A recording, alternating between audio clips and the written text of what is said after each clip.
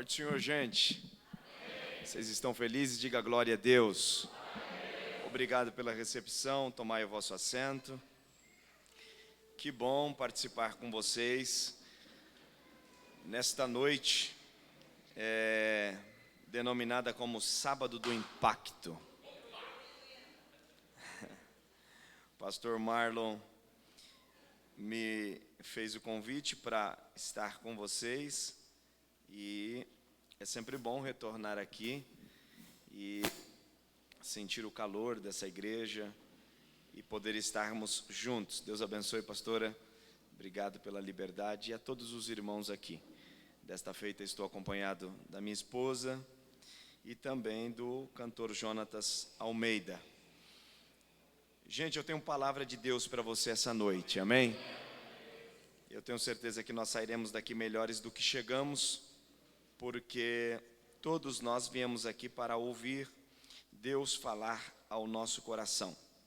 E sem sombra de dúvida, todo ajuntamento onde se coloca como primazia a palavra de Deus, por certo, somos sempre edificados. E vocês são bem-aventurados esta noite, porque escolheram o melhor lugar do mundo, a casa de Deus. Eu quero ler com vocês aqui um texto. Eu estou vendo aqui uma galera bem ansiosa para receber a palavra de Deus, e me parece que aqui 100% do auditório é jovem, né? De 100 anos para baixo, todo mundo jovem. Glória a Deus. Os que confiam no Senhor renovarão as suas forças, né? E eu quero trazer uma palavra aqui, pensando nessa temática do impacto, e até porque o sábado, mesmo que em pandemia, o jovem não gosta de ficar em casa, né? E eu penso que deva ser muito difícil para a gente que tem uma vida muito ativa, de repente estagna tudo de uma hora para outra, e principalmente no sábado as pessoas ficam meio que um pouco presas, reclusas, devido a essa pandemia, mas graças a Deus que estamos flexibilizando e o pessoal está voltando à igreja, porque igreja não é lugar de contaminar, igreja é lugar de adorar. E aqui é o lugar aonde nós viemos, ouvimos a palavra de Deus, e eu sei que essa galera jovem que está despertada para ouvir o Senhor, por certo, será influenciada para mudar essa geração e fazer uma grande diferença.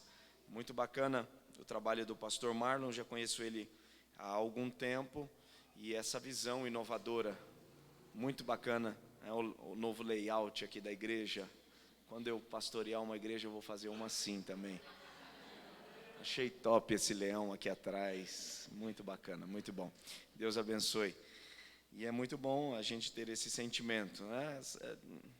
Dar uma desmontada no layout tradicional, e o que importa é que a palavra de Deus seja alcançada e vidas sejam modificadas pelo poder dela.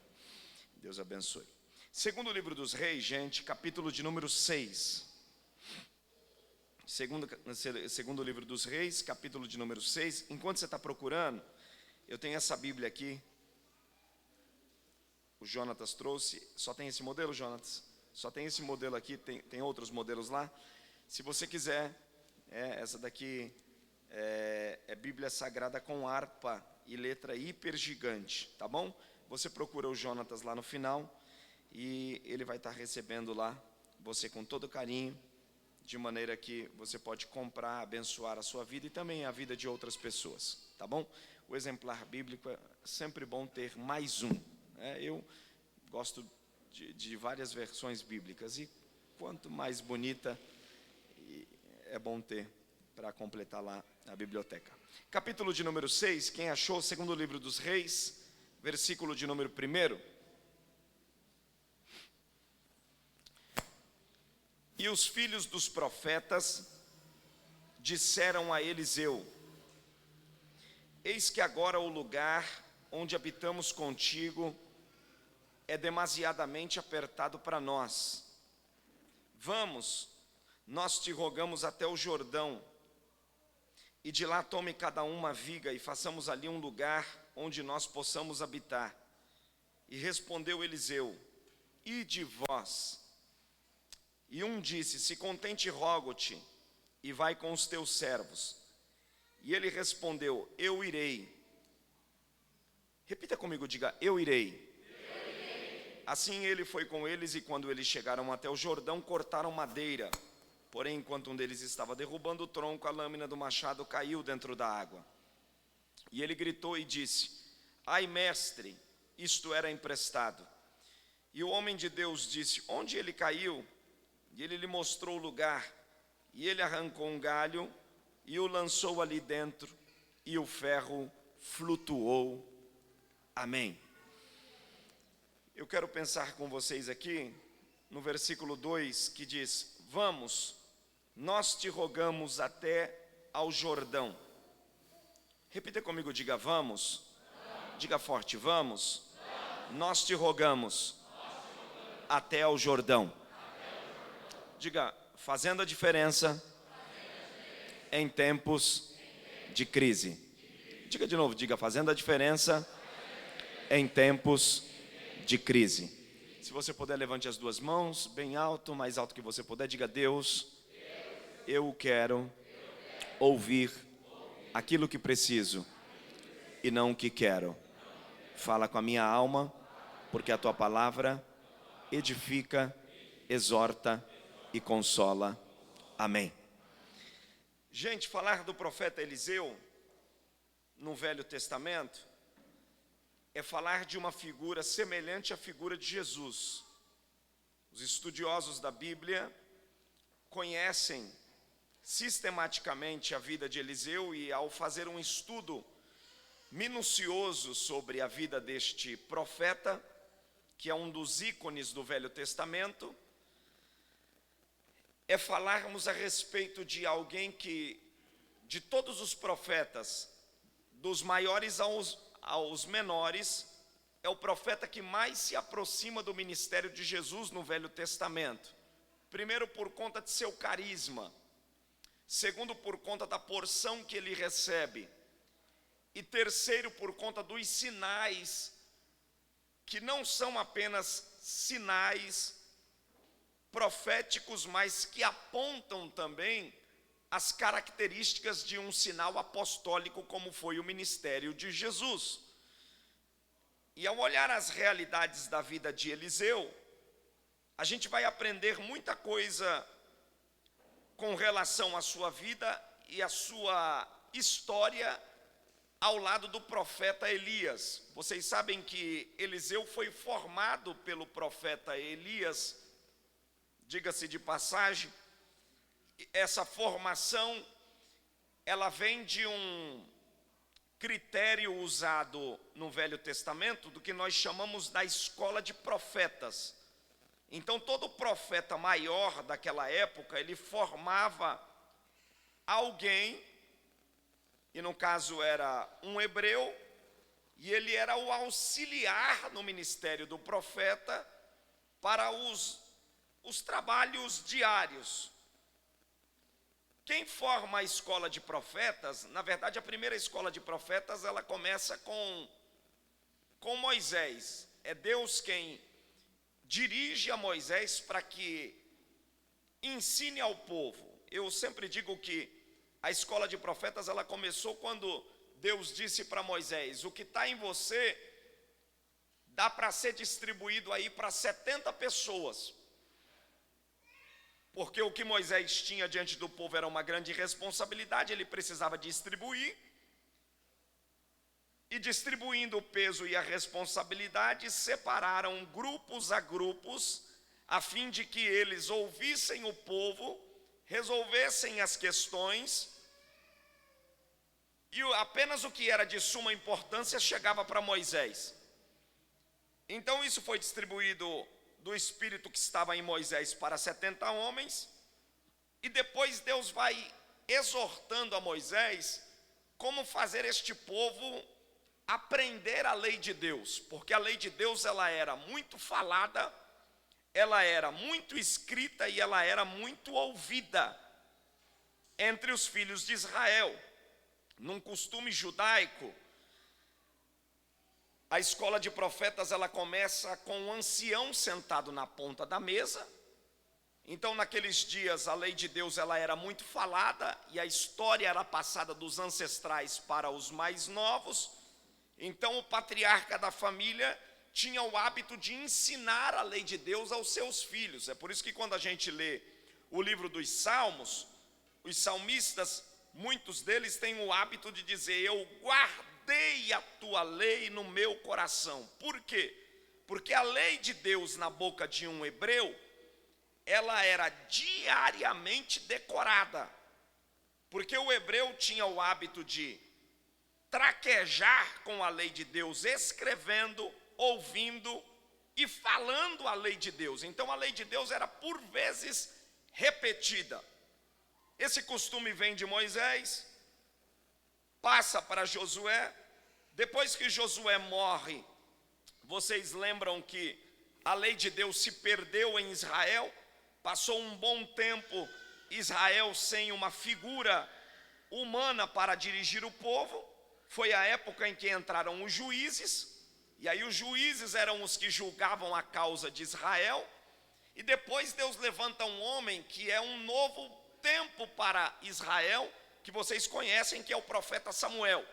E com o profeta Samuel, ele vem trazendo a reinauguração da escola de profetas que já havia sido aberta por Moisés, não declaradamente escola de profetas, mas quem inaugura esse nome é o profeta Samuel. Samuel é uma grande autoridade em Israel, ele é profeta, ele é sacerdote e ele é juiz.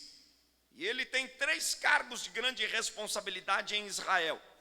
E aí ele estabelece que a lei do Senhor tinha que ser pensada, ela tinha que ser orada, a lei do Senhor tinha que ser estudada, e os filhos dos profetas aprendiam a lei de Deus nas devidas escolas, nas respectivas escolas. Havia uma gama de escolas que chamamos de escola de profetas.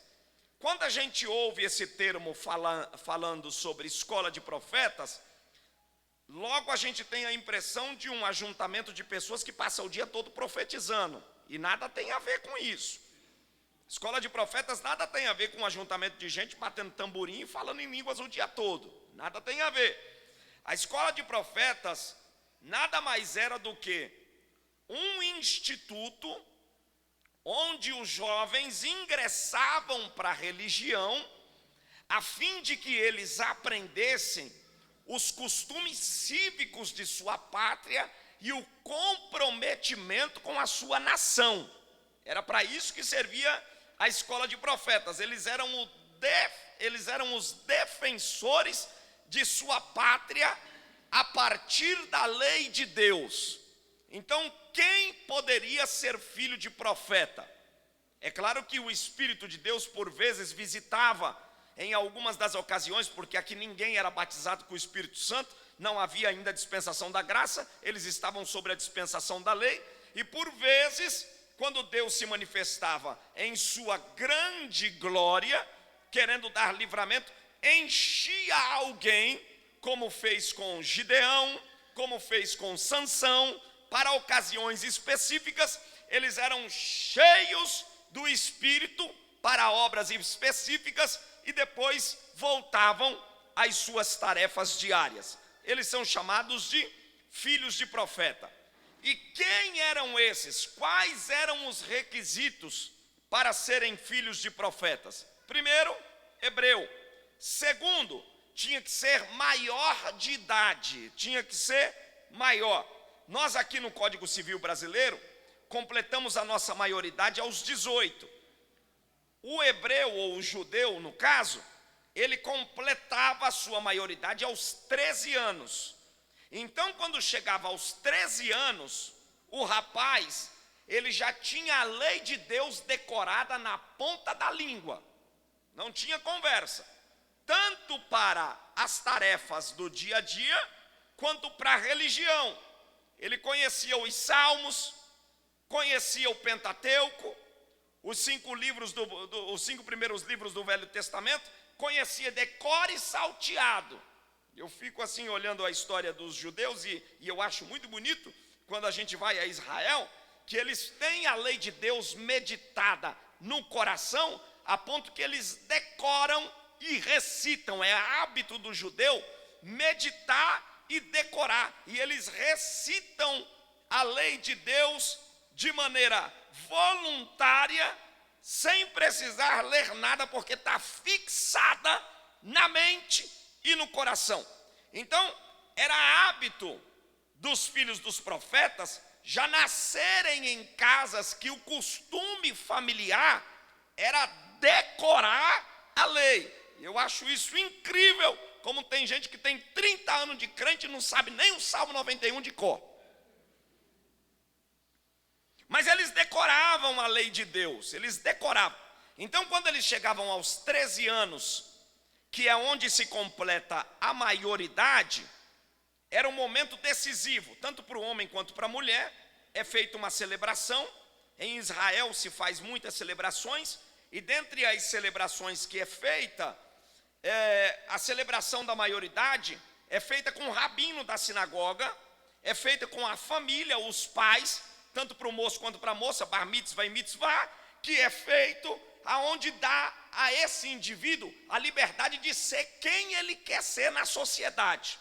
Então, por exemplo, imaginem que eu estou completando 13 anos, eu sou judeu, então eu tenho poder de decisão.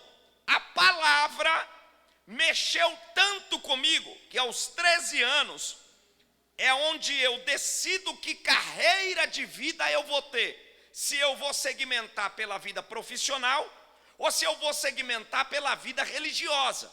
Então, quando eu decido ir para a vida religiosa, aqui nesse texto é muito claro. O filho do profeta, aquele que é chamado filho de profeta, e nada tem a ver, porque a gente quando fala filho de profeta, a impressão que a gente tem é que é assim, é filho de profeta porque o pai é um profeta que profetiza o dia todo, e não tem nada a ver. Filho de profeta era alguém que abria a mão da vida profissional em detrimento da religião.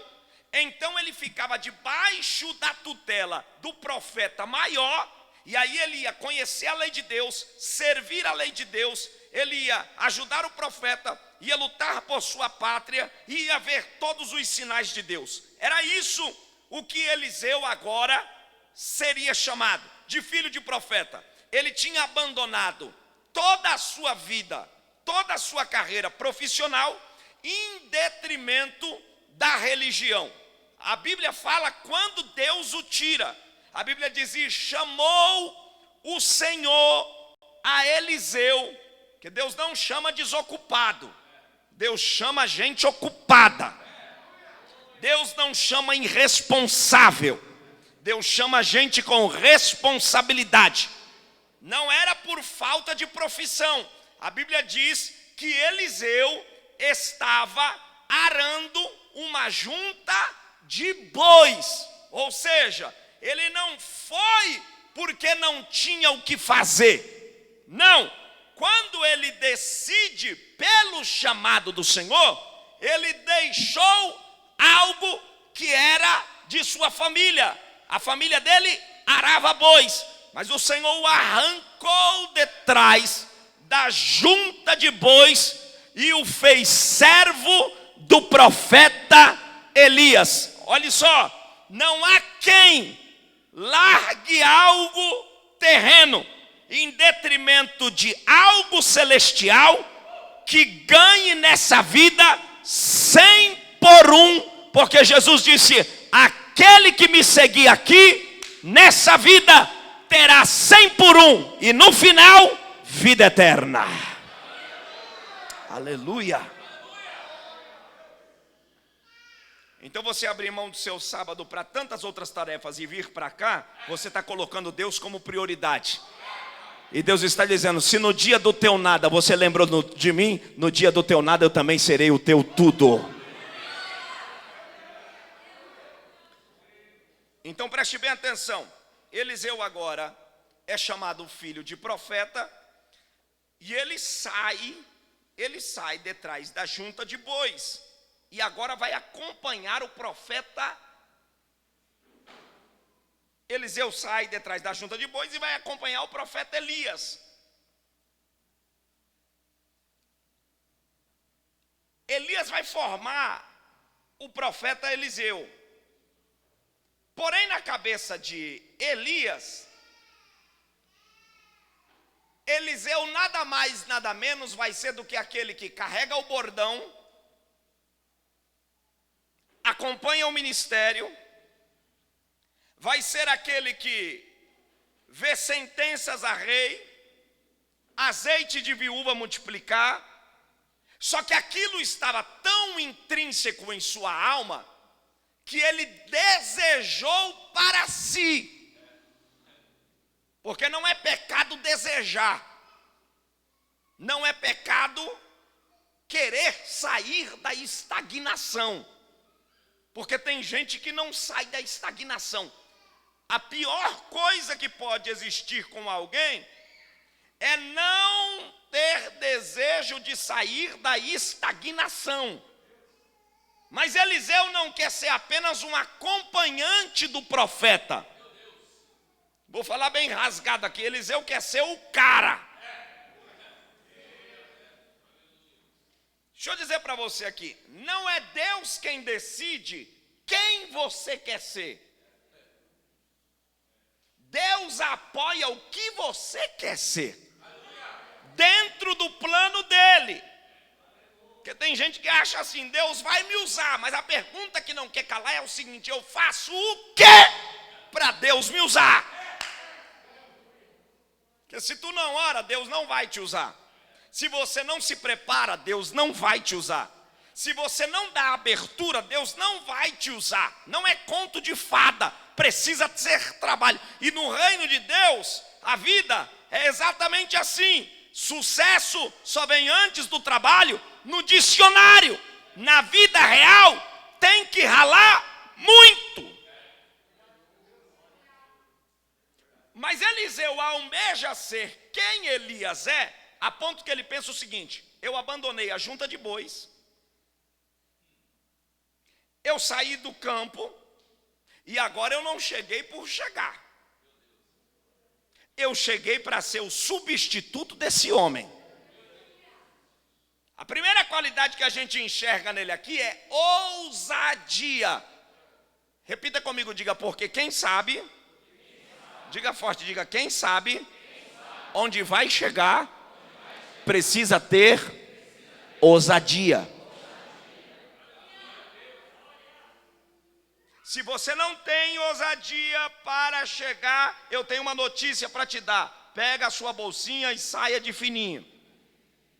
Se você tem medo de cara feia, não dá para você. Se você tem medo de resistências, não dá para você. Se você tem medo de competidores, não dá para você. Se você tem medo de estatísticas, não dá para você. Porque a vida não é fácil. A vida é uma selva de leões. Deus não nos chamou, porque tem gente que acha que vai vir para a igreja, receber a fé, entregar-se a Jesus para ser mimado. E Deus não chama ninguém para mimar. Deus nos chama para nos amadurecer. E eu não posso ser nécio em prometer para você aqui dizendo: vai ser baba, vai ser manha. Deus te trouxe hoje aqui para te dizer: vai ter leões, vai ter desafio, vai ter oposição, vai ter competidores. Mas lembra do que Jesus falou: tem de bom ânimo, eu venci o mundo, você também vai vencer.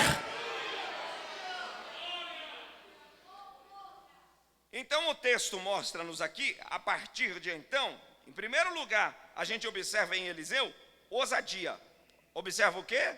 Ousadia. Fale mais alto, observa o quê? Ousadia. Então ele já é filho de profeta. Ele já saiu de trás da junta de bois, ele é filho de profeta. Mas ele não revela a Elias, que é o profeta maior, onde ele quer chegar.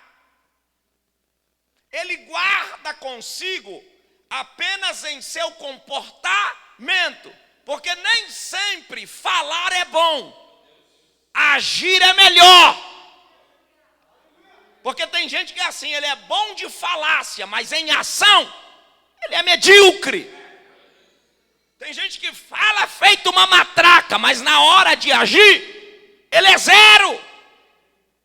Eliseu não demonstra o seu desejo de chegar com palavras. Até porque Elias, é algo interessante que eu aprendo aqui na história de Eliseu, que Elias está formando Eliseu não como seu sucessor profético, ele está formando Eliseu como alguém que devia ser chamado ajudador do ministério. Por que eu falo isso? Porque quando Elias vai subir, Elias pergunta para Eliseu: pede-me o que queres, antes que eu suba por cima da tua cabeça. Quando Elias pergunta isso para Eliseu, gente, Elias estava falando de deixar a Eliseu um dote, um subsídio, porque como Eliseu não cuidava mais de bois, ele precisava calçar, ele precisava vestir, ele precisava comer, ele precisava se virar. E quem bancava Eliseu, quem era? Elias. Aí ele pergunta para Eliseu o seguinte: você quer o quê? Ele estava querendo dizer o seguinte: você quer o quê para se sustentar com a minha partida? Ele não sacou que o cara estava olhando para ele e pensando: se eu pedir terra, a terra pode vender.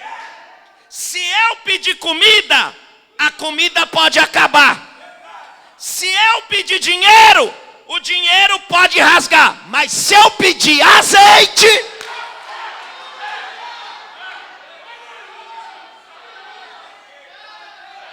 porque a comida não traz azeite, mas o azeite traz comida. Aleluia! Então tudo depende do que você veio buscar aqui. Se você veio buscar a casa, Deus pode até te dar, mas se você veio buscar azeite, o azeite traz a casa. Se você veio buscar casamento, Deus pode até te dar, mas se você veio buscar azeite, o azeite traz o casamento. Por isso que Jesus disse: buscai primeiro. É muito medíocre vir para a igreja e perguntar para alguém: você veio para quê? Aí eu vim para casar. Você veio para quê? Aí eu vim para Deus me ajudar a me formar. É muito medíocre você vir para a igreja para buscar de Deus as coisas da terra. Por isso que Jesus disse: esquece a da terra, busca as que são de cima.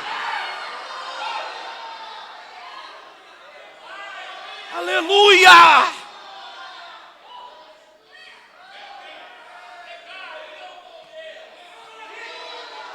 Oh, glória a Deus!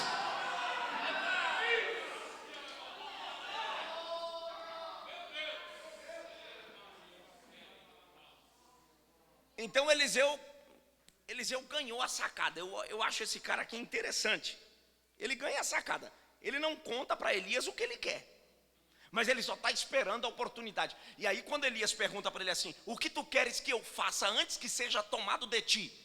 Na cabeça de Elias, ele vai pedir o seguinte: eu quero uma casa, eu quero um terreno, eu quero que você me fale ao rei, eu quero que você me dê subsídio, eu quero que você me dê algum sustento para eu continuar na escola de profeta. Aí Eliseu surpreende dizendo: eu quero que está em você 2 vezes mais. Ande como nubre revaça. Aí quando ele fala para Elias: eu quero que está em você 2 vezes mais, aí Elias falou: aí não está mais na minha alçada, mas se tu me vês subindo, porque não basta ter ousadia, precisa ter perseverança.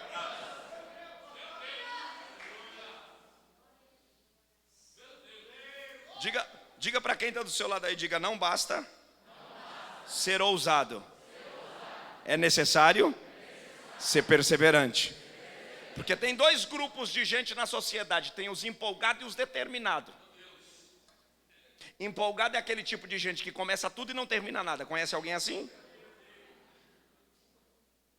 Ele começa tudo, mas ele não termina nada. Ele é empolgado. Quando as pessoas favorecem a ele alguma coisa, ele chega. Mas no primeiro obstáculo, ele recua.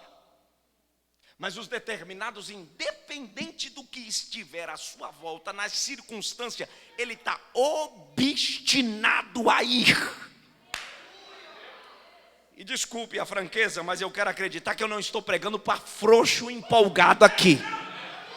Eu estou pregando para quem está obstinado pela causa de Cristo, pelos propósitos de Deus, pelo sonho que Deus plantou ao teu coração. Deus está dizendo para você esta noite, e você precisa receber pelo menos 2 lições. A primeira lição é ser ousado. Ei, porque quando você é ousado, você não está preocupado com o seu nível social.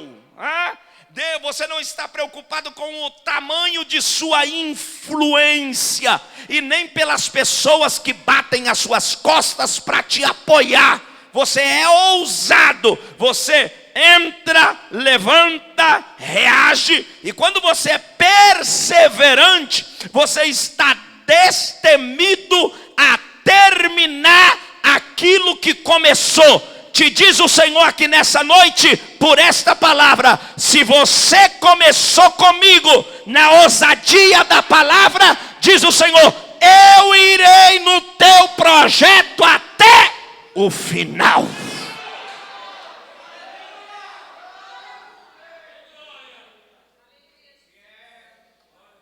Então, primeiro ele recebe ousadia, segundo perseverança. Aí Elias olha para ele, olhe para cá. Elias olha para ele e diz assim: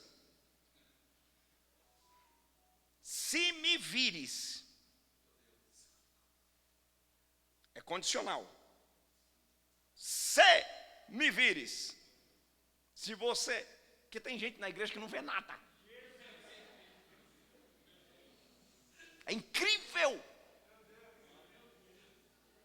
Não vê nada. O cara não vê nada. Mas Elias impõe. Elias diz assim para ele: se me vires. Elias não disse para ele: olha, eu vou te cutucar quando a carruagem estiver passando, eu vou te avisar. Não, irmão. Você tem que ver.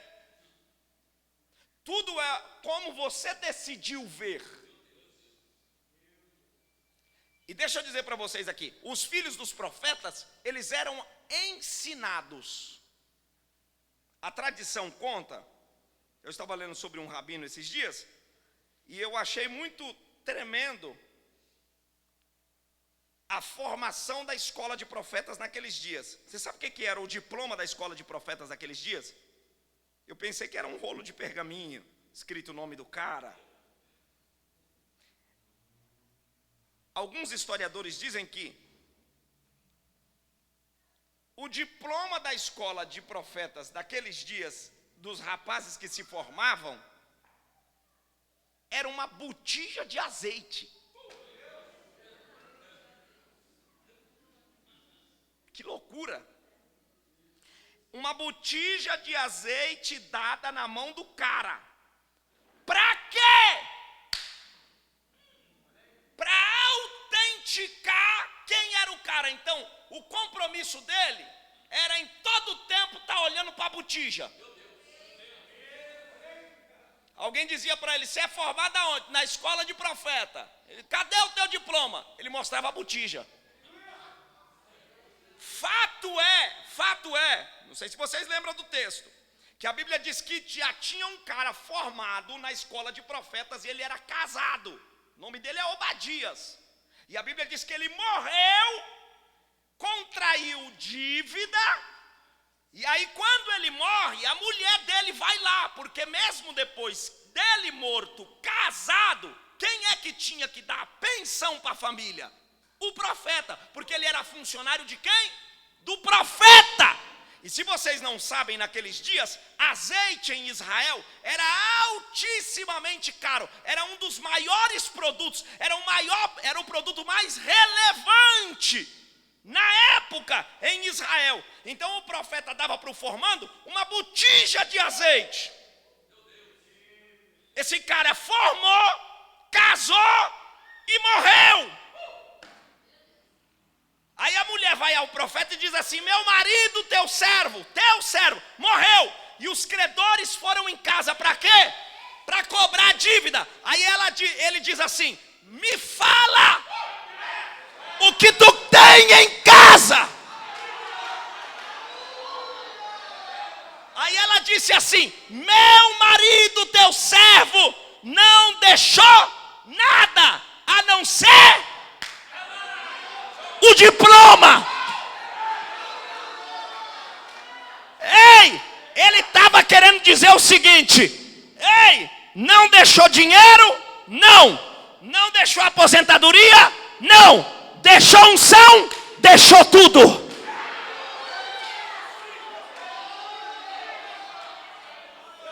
Que cara tremendo. Morreu endividado, mas não negociou o ministério. Porque tem gente que é assim, ele não vê a oportunidade de arrumar alguma coisa para negociar o que recebeu. Ele não. A Bíblia diz que o profeta olhou e disse: então vai para a tua casa, você está rica, você não sabe o que está em casa, vende, porque o que está lá vai dar para você comer, beber, negociar e ainda vai sobrar.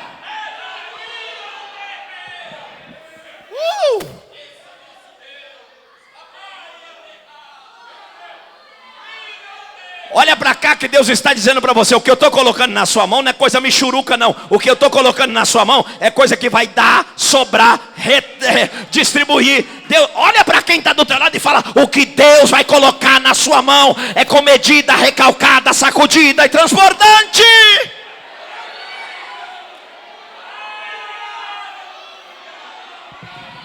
Oh glória, oh glória, oh glória. Oh glória.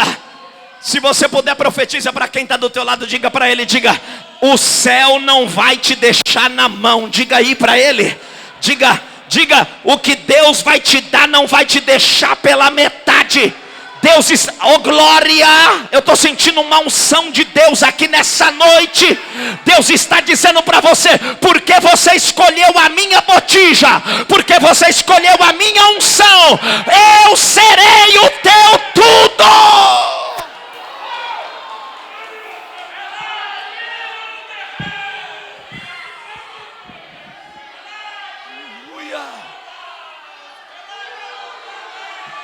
Uremana canta lama, xeremene canta lama.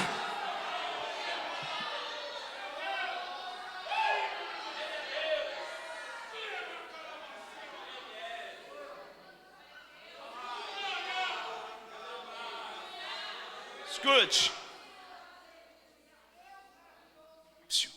Diga comigo, diga: porque tudo.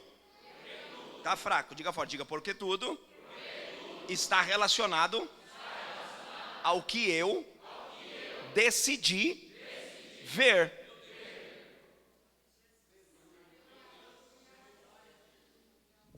Olha para cá, gente, tremendo isso. Olha para cá. Nem todo mundo que está na igreja vê. Nem todo mundo lá da sua empresa, da sua companhia, vai ver. Porque visão é uma questão de Pronto. Olha para cá. Preste bem atenção. A Bíblia diz que Elias olha para ele e fala assim: se me vires. Se o quê? Fale alto. Se me vires. Mais à frente, Eliseu encontra os seus pares, os outros filhos de profeta, que são da mesma formação que Eliseu. E qual é a pergunta dos caras para Eliseu?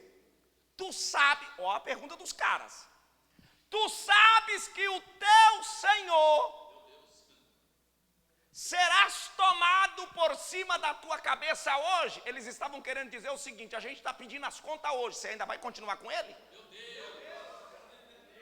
Jesus, meu Deus. Porque os meninos estão falando para Eliseu mais ou menos o seguinte: ei, comida agora acabou, veste agora acabou, escola de... O cara vai subir, a carruagem vai passar, tu vai comer o quê? Vai beber o quê? Aí Eliseu, como já tinha decidido ver, não conta, porque eles não vão entender, porque a visão que foi dada a você não pode ser compartilhada a quem não viu.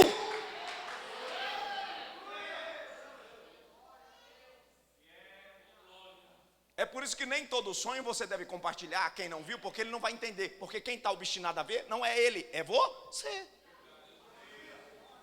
Aí Eliseu, olha para cá, que Deus está falando com alguém. Não gaste energia tentando contar seus sonhos com quem não tem a mesma altura do seu sonho. Porque às vezes a gente gasta energia com gente errada. A gente gasta tempo com quem não é para gastar. Aí Eliseu olha para os caras e diz assim: eu sei. E ele manda, literalmente, cala a boca, é o texto. Ele diz assim: eu sei, calai-vos, porque você... Vale a pena até você falar para quem está do teu lado. Diga aí, diga, não dê satisfação para quem não sabe ver. Simples assim. E isso não aconteceu só em Gilgal. A Bíblia diz, aconteceu. O cara passou em Betel, os caras de Betel perguntou: você vai comer o quê? Você vai viver de quê? Ele diz: eu sei, calai-vos. Aí ele chega em Gilgal, os caras perguntam para ele: e aí você vai viver de quê? Ele diz: eu sei, calai-vos. Ele chega em Jericó, os outros perguntam para ele: você sabe? Todo mundo já sabia que que Elias ia subir. Ele só não sabia que Eliseu ia pegar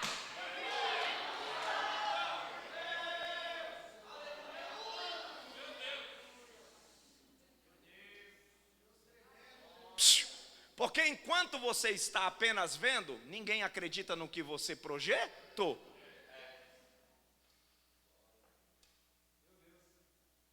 Ninguém estava vendo nada, só Eliseu está vendo. E quando você tem uma visão que alguém que está à sua volta não consegue ter, na cabeça das pessoas você não passa de um louco. Alguém diz: isso aí não vai dar nada não, porque as pessoas gostam de pegar. Mas antes de pegar é necessário ver.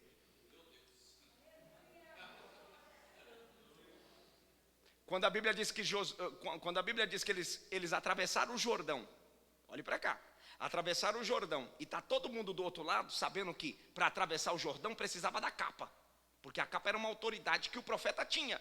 O profeta bateu a capa nas águas e o Jordão abriu. Ficou todo mundo que não tinha visto nada olhando para Eliseu e dizendo: além de não saber o que vai comer, além de não saber o que vai beber, além de não saber onde vai morar, além de não saber do que vai se subsidiar, o louco ainda atravessou o Jordão. E como é que ele volta depois? Eles não sabiam. A Bíblia diz: e foi, e atravessou, e está todo mundo do outro lado olhando para ver o profeta subir e Eliseu voltar, como dizem, uma mão atrás e outra na frente. Mas quando o fenômeno aconteceu, que Eliseu pegou a capa e que o Jordão fez shhh,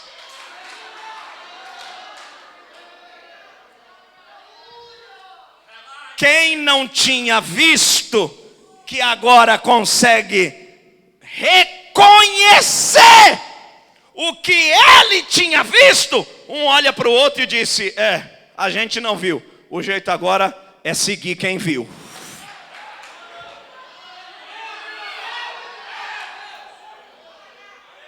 Oh glória, oh glória. Deus está dizendo: até quem duvidou de você vai começar a admirar. Oh, recebe essa palavra, recebe essa palavra, recebe essa palavra essa noite. E aí a gente chega aqui no capítulo de número 6, que a gente leu. Eles aprenderam a ver. Eles aprenderam a ver. E o capítulo 6 nada é do que o reflexo de quem foi Eliseu com Elias. Então os caras aqui estão pensando o seguinte: nós estamos com quem? Pegou a capa do cara que subiu.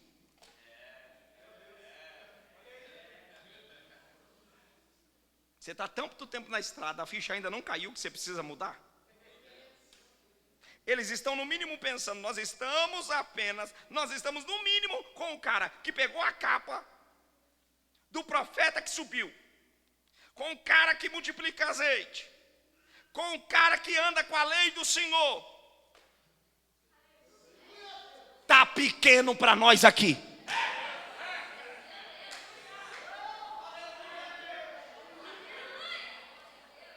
Oh glória,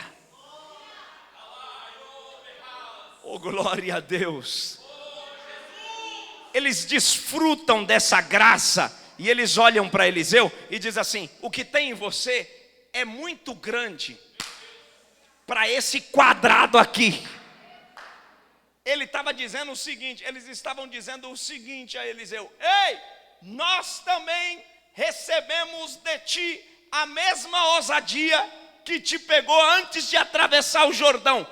Antes nós não víamos, agora nós estamos vendo. E aí ele disse: deixa-nos crescer. Porque quem cresce não quer limitar quem quer crescer. Deus está dizendo: vou tirar os medíocres do seu caminho e vou colocar gente que quer crescer como você quer. Irmão, porque não tem coisa pior do que você se relacionar com gente que é um pé atravessado no teu caminho. Mas hoje Deus está dizendo para você: estou colocando pessoas à sua volta que querem crescer como você quer, querem avançar. Deus está dizendo: ei, esse curso desta crise nada mais é do que um momento revelador de Deus para você, mostrando quem quer desistir e quem quer crescer.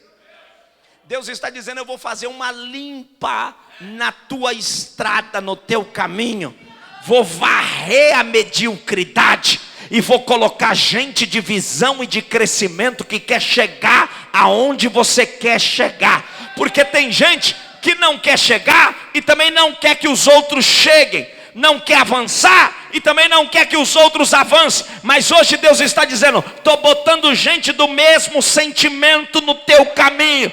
E o Senhor está dizendo para você: fica tranquilo, porque eu irei alargar as tendas, alargarei a tua tenda.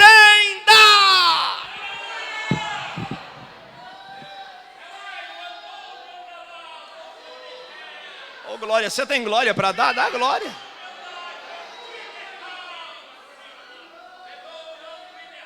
Aleluia, aleluia. Oh glória a Deus, oh glória a Deus. A palavra está tomando proporção aqui, e Deus me dá autoridade para profetizar. E quem quiser receber, recebe. Quem não quiser, deixa que eu levo para casa. Deus está dizendo para você: ninguém vai segurar o meu projeto na tua vida. Deus está dizendo: o teu sonho não é apenas teu, o teu sonho é meu. E Deus está dizendo: eu te trouxe aqui para dar o aval. Deus está dizendo: você quer? Eu já queria bem antes. Você sonhou? Eu sonhei bem antes. Deus está dizendo para você: se prepara, porque sonhar é com você, alargar a tenda é comigo.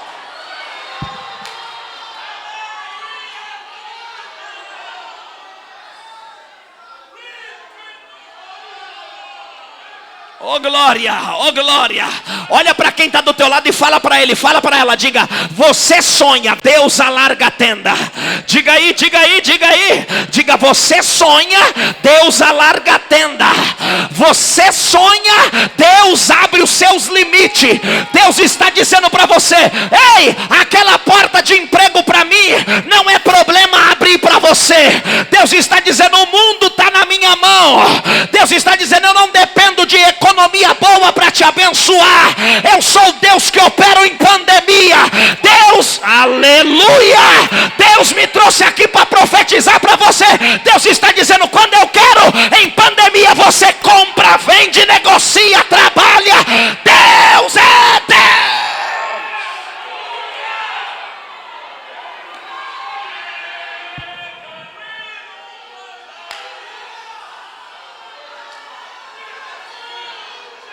sentindo que as portas estão sendo alargadas.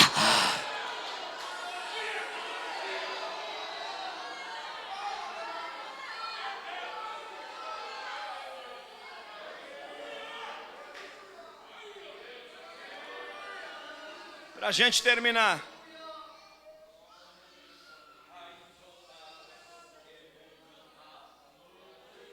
Aleluia. Aleluia. Aleluia. Tá ficando bom aqui. Aleluia.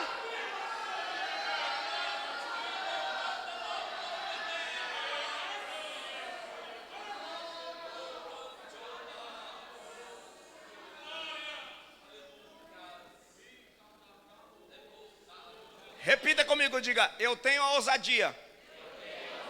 Não, está fraco, diga: eu tenho a ousadia. Eu tenho a perseverança. Eu tenho a visão. Agora eu preciso do que, pastor? Eu preciso do aval. Você já tem a ousadia, você já tem a perseverança, já tem a visão. Aí eles dizem para Eliseu: vamos conosco.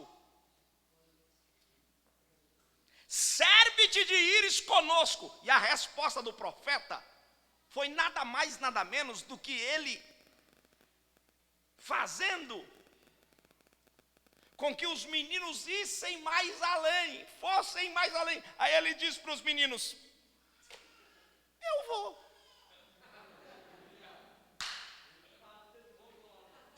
Se você quiser crer, crê. Se não quiser, deixa que eu creio. O Senhor está falando para você: para o teu projeto hoje, a minha palavra é: eu irei.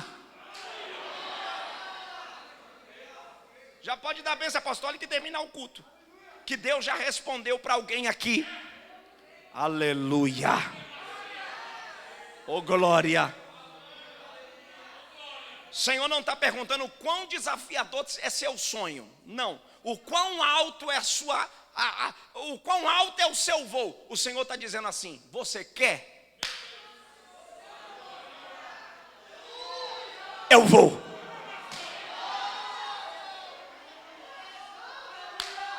Olha para quem está do seu lado e diga para ele, diga para ela, diga: o que importa é Deus ir. Diga aí, diga aí, diga aí, diga aí. Diga, o que importa é Deus ir. Diga: e se Deus vai, pouco importa com quem fica. Glória, eu estou sentindo Deus aqui nessa noite. Se você quiser receber essa palavra, recebe, que ela é uma palavra profética. Deus está dizendo: eu vou, você já tem a minha carta. Eu vou, você já tem a minha autorização. Hoje Deus assina uma procuração para você e dá para você a liberdade de dizer: meus pés é teus pés, minha boca é tua boca, minha mão é tua mão. Eu irei.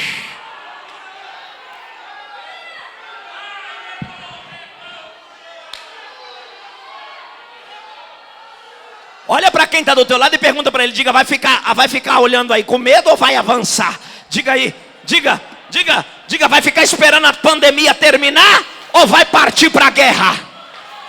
Ei, você vai ficar esperando a pandemia terminar para mandar o currículo? Faz teu currículo hoje, manda amanhã. O Senhor está dizendo: ei, em pandemia eu abro porta. Deus está dizendo: você está esperando terminar a pandemia para negociar? Negocia, porque o dinheiro está na minha mão, a quantia está na minha mão. Eu sou.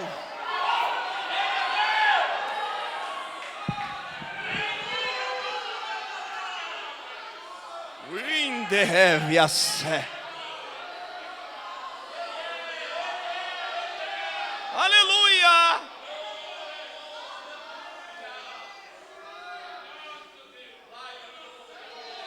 Eremachébia.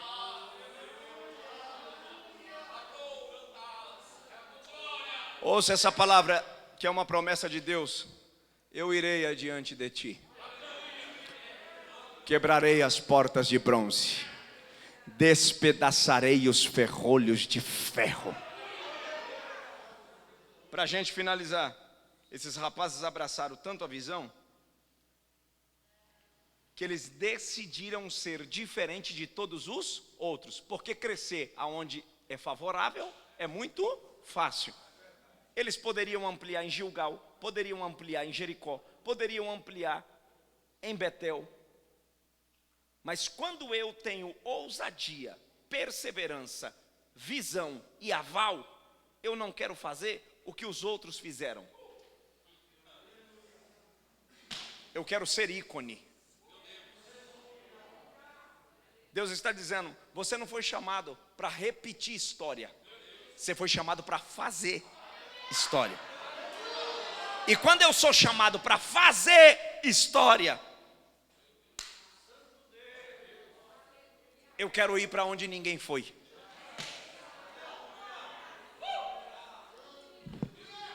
Seria muito medíocre receber o que recebeu e ficar em Gilgal. Seria muito medíocre receber o que recebeu e continuar em Jericó. Mas eles olham, e eu devo dizer para vocês, que Eliseu só decidiu ir porque eles falaram a Eliseu o desafio de ir para o Jordão, lugar aonde ninguém havia construído. Quando eles dizem para Eliseu, vamos ao Jordão, eles estavam falando de um lugar tipicamente oposto de todas as outras escolas de profeta, porque ninguém aqui havia ousado ir construir no Jordão. Primeiro porque o Jordão era terreno acidentado. Segundo porque precisava de muitas madeiras, porque a construção não começava para cima. A construção primeiro começava nas estacas. E a Bíblia diz que foram e pegaram madeira e firmaram a terra, porque eles não estavam crescendo primeiro para cima, porque é muito fácil crescer para cima, mas o difícil é crescer para baixo. Porque quando a gente está crescendo para baixo, a impressão é que não vai sair nada. E Deus está dizendo, eu estou firmando em você fundação. Esse prédio aqui tem quantos andares? 3 andares. Mas não começou do chão. Para subir essas estacas, primeiro tem que ter uma fundação. O Senhor está dizendo, eu não posso colocar um peso sobre os teus ombros se a sua estrutura não estiver boa. Eu não posso colocar peso de glória sobre os seus ombros se você não tem alicerce. Oh glória, oh glória, Oremanahashai, oh glória a Deus. Eu já fui em grandes construções e às vezes a impressão que a gente tem de grandes construções, quando está um pouco demorada, que a fundação é muito profunda, a gente diz, mas isso daí vai até onde? Vai até onde tiver a sustentação para dar a firmeza de levantar o prédio. E passa dias e dias e dias e a gente olha e parece que nada está acontecendo. Mas lá embaixo está robusto, está firme, está consistente. E depois que terminou a parte subterrânea, é só subir o prédio. É questão de dias. O mais difícil foi lá embaixo. Deus está dizendo para alguém, você já desceu até onde tinha que descer. O céu manda dizer, agora, bora subir.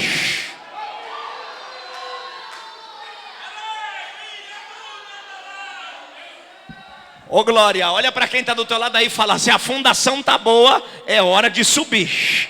Diga aí, diga, se a fundação desse sonho está bom, é hora de subir. A palavra já vai terminar e o céu manda te dizer, se eu te levantar, ninguém te derruba mais.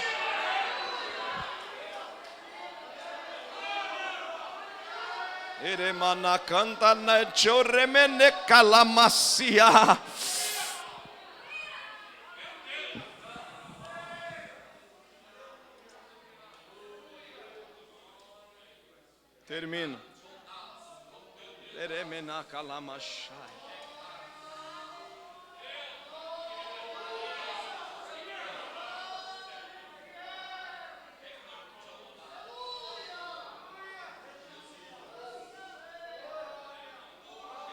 Aleluia, Aleluia.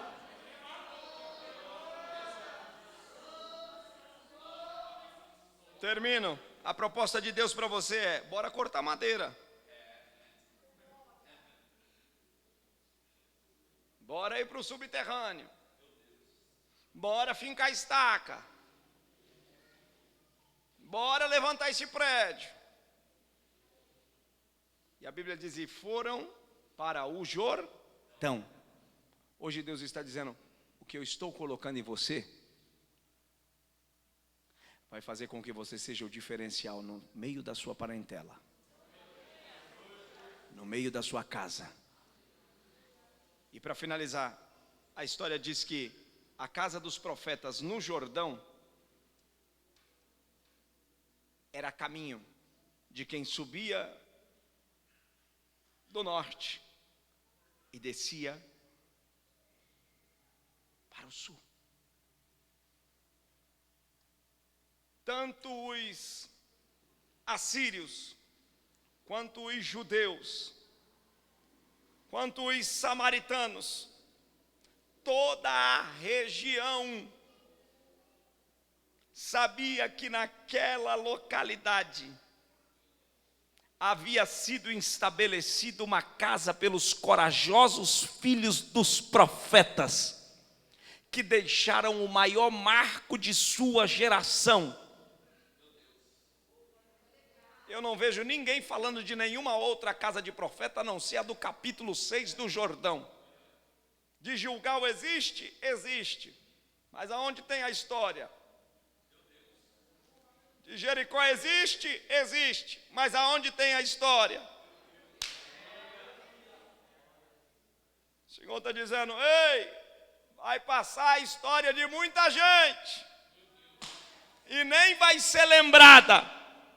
Mas o que eu estou construindo em você, quem vir e quem voltar, vai dizer: aqui passou um homem de Deus. Eu queria que você ficasse de pé.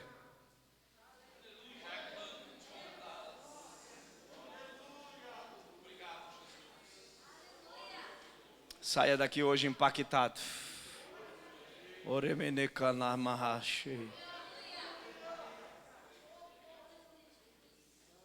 O projeto é desafiador. O processo é demorado. Mas Deus está dizendo para você aqui nesta noite: saia daqui com a visão que tiveram os filhos dos profetas. O Senhor está te tirando da estagnação. Vocês acreditam nessa palavra aqui nessa noite? O Senhor está te tirando da estagnação. Levante as suas mãos, levante as suas mãos. Pai, nós te louvamos esta noite pelo teu constante amor. E nós sabemos que esta noite aqui estão os filhos dos profetas, decididos a fazerem a diferença no mundo espiritual e em todas as áreas de suas vidas, porque tiveram ousadia, tiveram condições de visualizar os teus planos, e agora com fé também conseguem perseverar pela promessa. E nós ordenamos agora que o espírito de coragem, o espírito que tomou a Josué e Calebe, o espírito que encheu a Davi, encham estes jovens, estes homens, estas mulheres, estas crianças, os anciãos, e que eles saiam daqui esta noite fervorosos e decididos a fazer a diferença.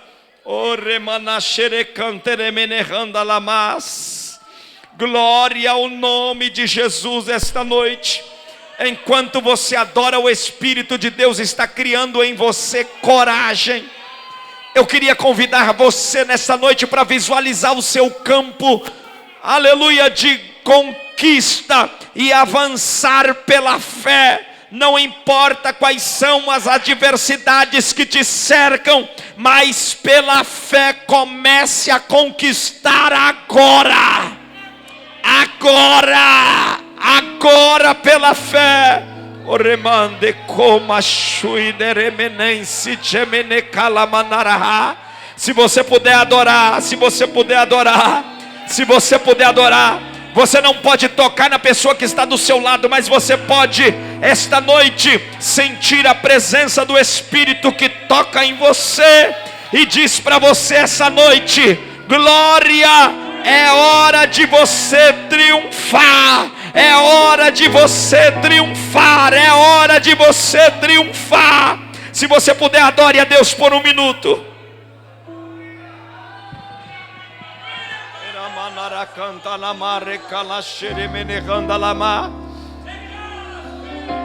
Enxergue Deus ampliando sua tenda. Enxergue Deus ampliando seus sonhos. Enxergue Deus fazendo você dar voos altos. Glória a Deus.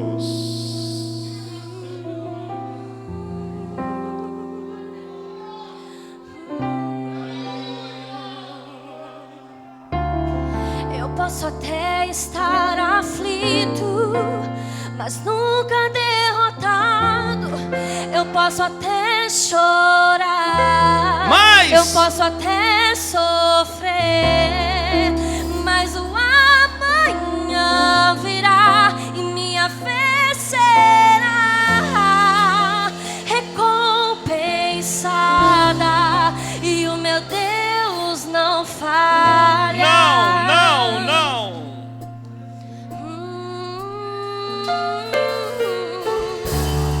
Eu posso até estar ferido, mas nunca destruído. Esse é o momento de você adorar. Eu posso ser provado para ser aprovado, mas o amanhã virá e minha fé será recompensada e o meu Deus não falha. Não falha! Não falha, não vivo pela vista. Levante a mão para adorar. Eu vivo pela fé, então. Deus proverá. Deus proverá.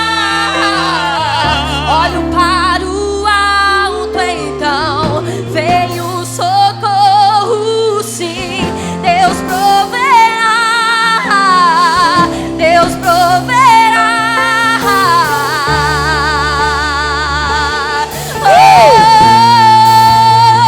Adore! Ele proverá.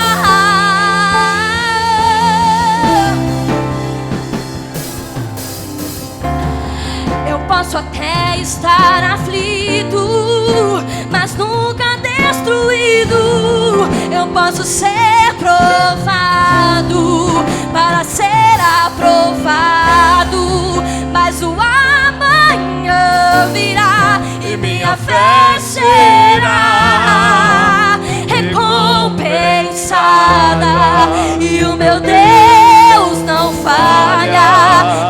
Ele não falha, Ele não falha, não. Não vivo pela vista, não. Eu vivo pela fé, então. E o quê? Deus proverá. Olho para o alto, então vem o socorro, sim. Deus proverá. Deus proverá.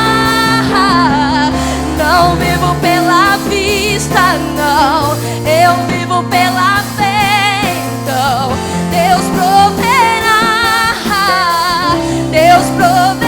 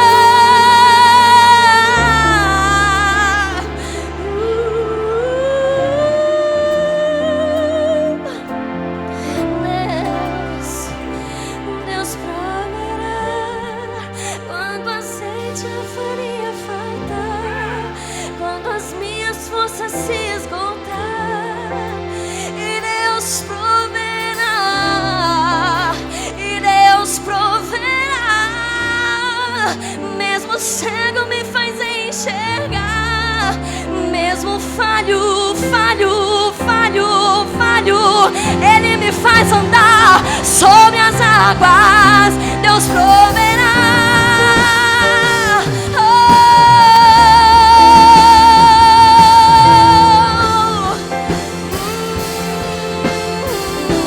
Não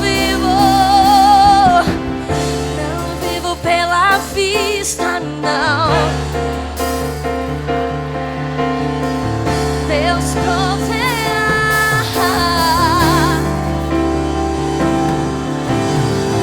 Olho para o alto, então veio o socorro, sim.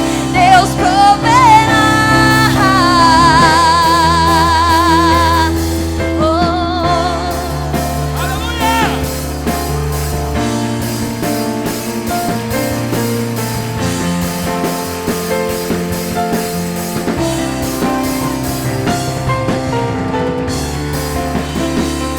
É para Ele, a honra é dele, a glória é dele, o louvor é dele. Enquanto você está aqui, Ele está provendo na tua vida. Enquanto você está aqui, Ele está trabalhando. A ousadia vem sobre a tua vida hoje. A perseverança vem sobre a tua vida hoje. A visão vem sobre a tua vida hoje. E Deus acaba de dar o aval sobre a tua vida hoje. O teu início de semana será diferenciado.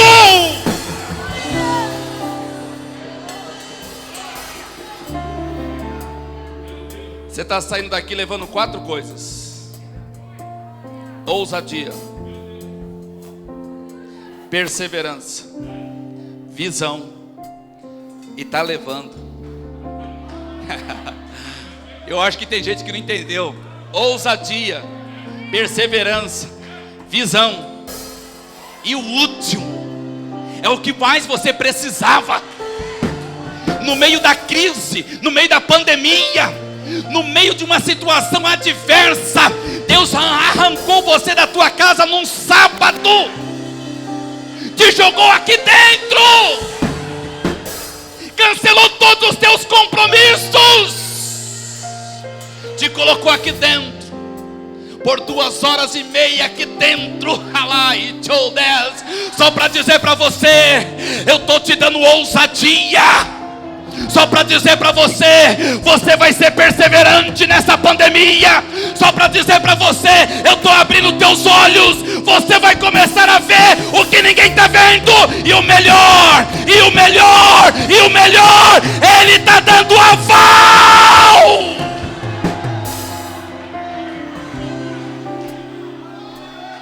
Você não veio no shopping center, crente.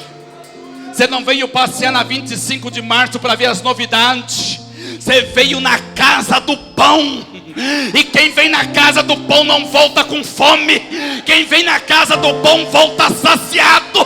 É recebendo ousadia, é recebendo perseverança, é recebendo visão do céu e recebendo o aval de Deus.